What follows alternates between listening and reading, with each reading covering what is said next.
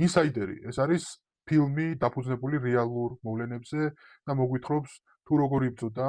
თამბაქოს კომპანიის რიგითი თანამშრომელი მთელი ინდუსტრიის წინააღმდეგ იმისათვის რომ მეტყვა სიმართლე და როგორი მძიმე რეალობის წინაშე აღმოჩნდა, როდესაც მან გააჟღერა ის რომ თამბაქოს კომპანია სიგარეტში ამატებდა ნიკოტინს და სპეციალურ ნივთიერებებს, რომელიც ადამიანების დამოკიდებულებას ზრდიდა სიგარეტზე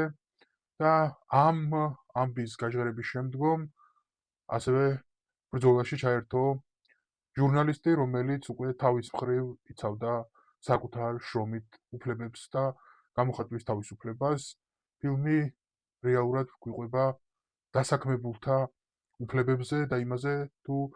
როგორ უნდა იბრძოლოს კეთილსინდისიერმა მშრომელმა საკუთარი და სხვისი უფლებებისთვის.